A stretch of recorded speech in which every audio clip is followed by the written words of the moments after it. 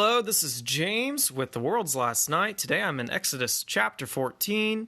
We're going to start in verse 1.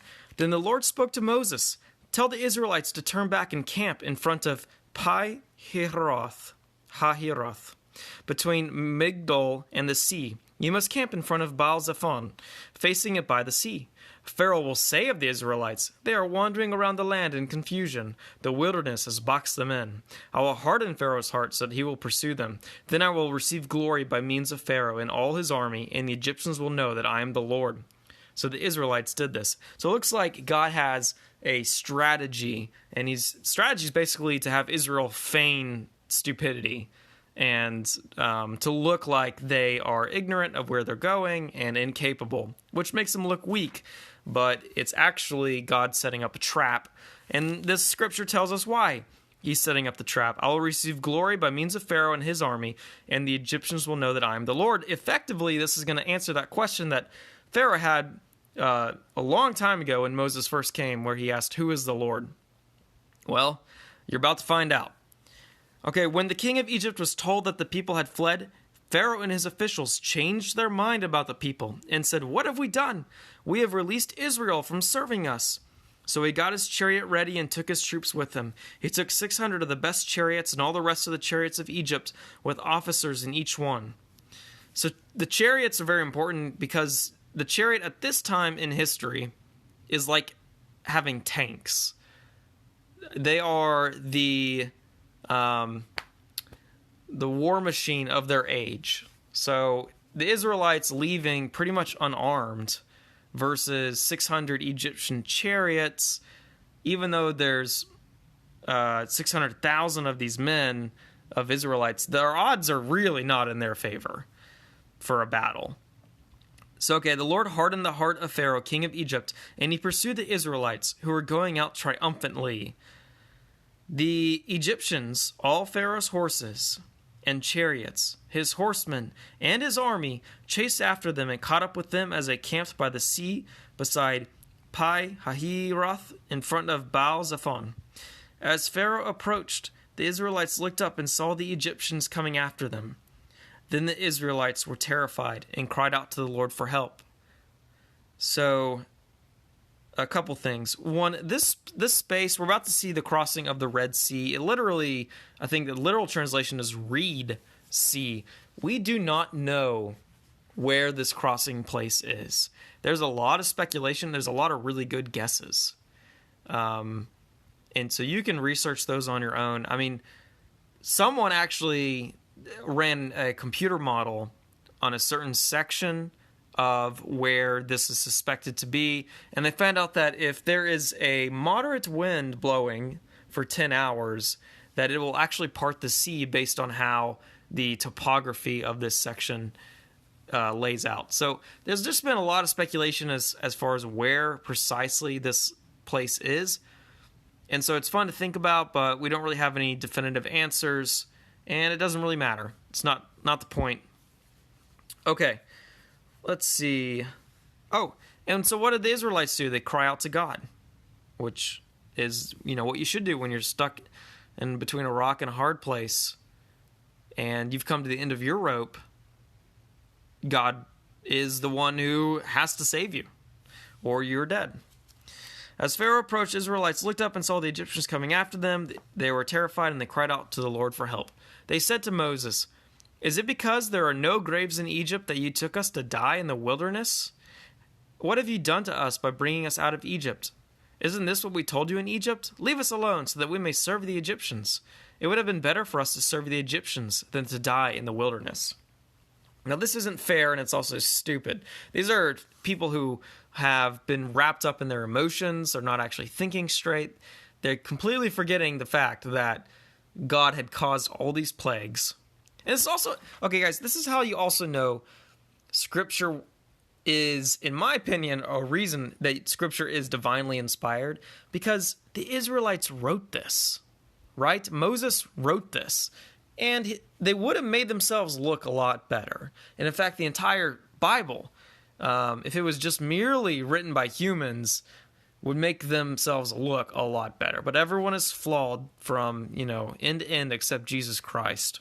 in this entire book. So these people, they look really bad right now. They're being unfair to Moses. And they did make kind of a joke, which you'd have to catch, where they basically say, aren't there enough graves in Egypt for you to drag us out here to die in the wilderness?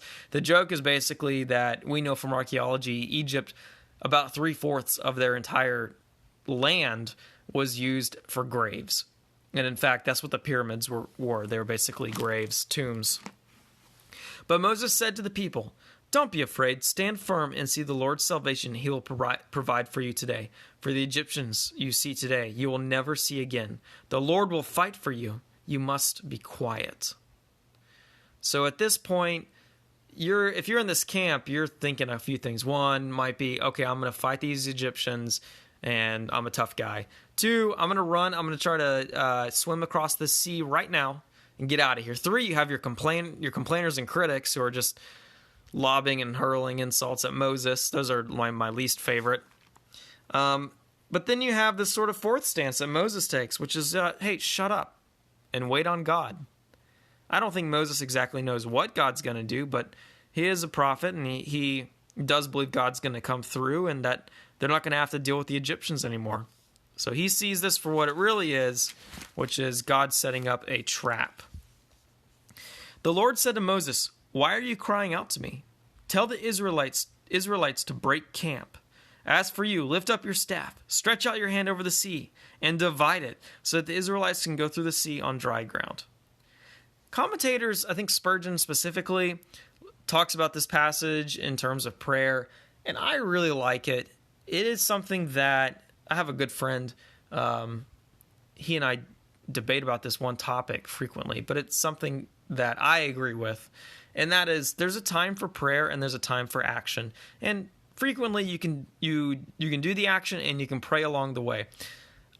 This is a time God is saying, "Why are you crying out to me?" And then he basically says, you need to be doing these things. Break camp, lift your staff up, let's part this sea, let's get going. When God's already given you direction, a lot of times it's just scriptural. It's like, you need to behave this way in your life. You don't need to necessarily just be stuck there and pray about it and not have any action. It is my opinion, and people will disagree with me, it is my opinion that there are several things and choices that you make on earth that God has given you a rational brain and scripture to figure out.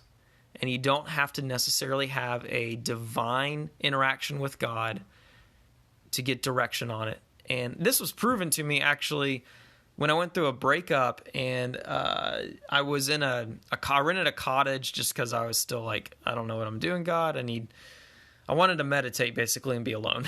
So I did that, and I prayed for a couple days to God, asking him, what should I do in this circumstance? And literally the thing that he told me was, do whatever is true and good and pure.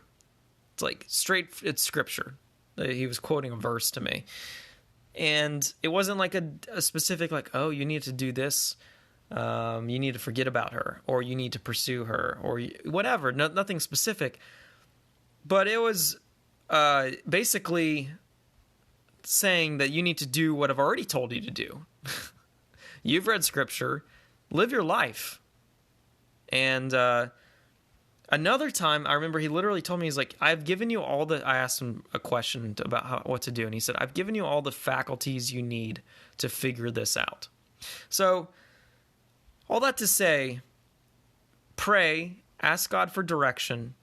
But there are some things in your life that God's already given you direction on, and you sitting there and praying and asking God for specifics about things that are inconsequential in the grand scheme of things is just wasting time. That's my opinion. It's an opinion I've built up out of experience.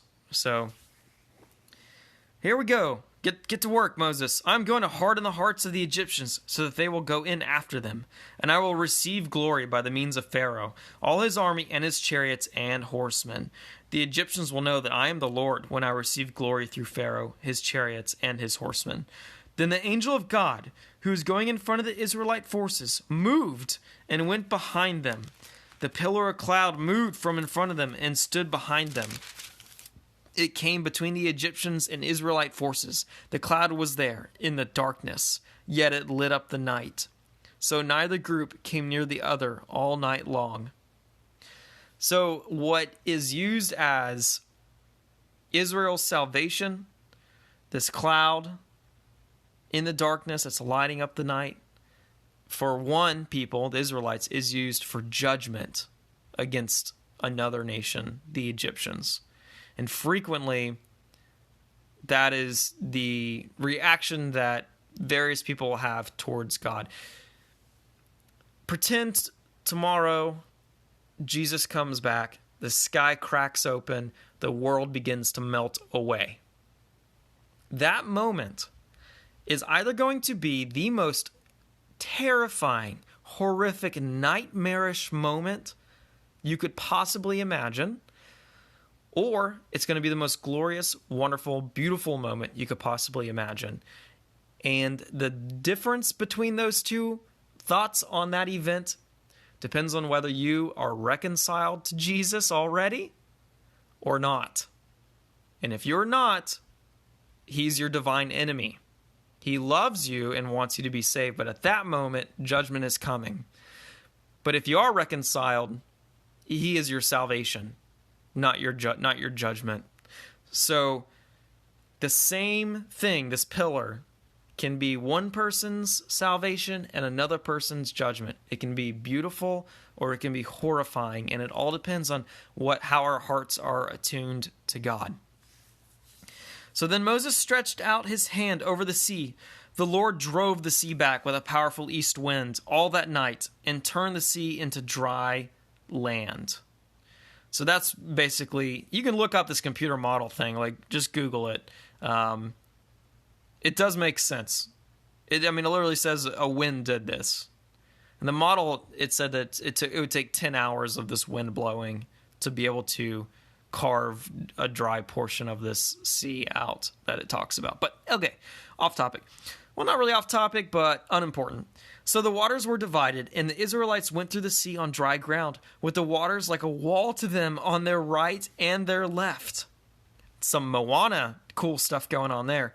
The Egyptians set out in pursuit, all Pharaoh's horses, his chariots, and his horsemen, and went into the sea after them.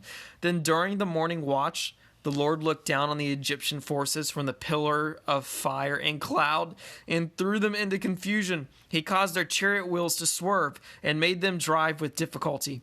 "Let's get away from Israel," said the Egyptians, "because the Lord is fighting for them against Egypt." So God is throwing them in disarray.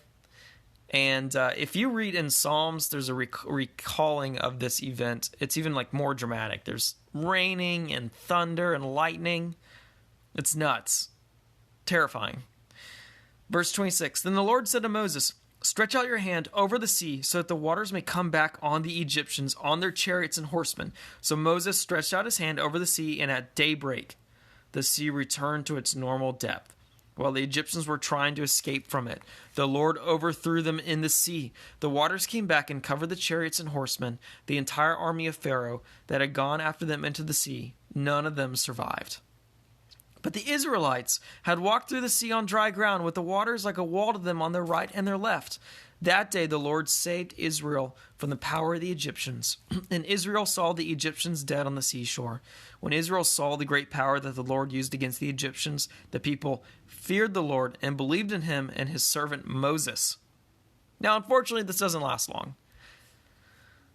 As you'll find out, eventually Israel turns against the Lord, forgets the Lord, and also disrespects Moses. It's all bad. But for now, they believe and they have faith, which is good. So this little part, they see the Egyptians dead on the seashore. So these dead bodies are washing up on the seashore. Later on, the Egyptians are going to have to fight many, many battles. And this could be where they got their armaments. They could have plundered the Egyptians that washed up on the seashore. Doesn't say. Speculation. It's all good. So there's the end of chapter 14. And it's also the end of really Egypt for a while. Egypt does come back in the scripture. We read about it down the line. But for now, we're going to focus on Israel in the wilderness, and the law is going to be introduced. We get the 10 Commandments. And like I said previously, I'm actually going to skip around probably a lot throughout Exodus and Leviticus until we get to the writings in the Bible. Numbers has some good stuff. Let's see. Deuteronomy has the law. In fact, Deuteronomy after Numbers, Deuteronomy is the most frequently cited Old Testament book by Jesus in the New Testament, which is cool. So when we come back, we will be in chapter 15. Until then, this is James from The World's Last Night.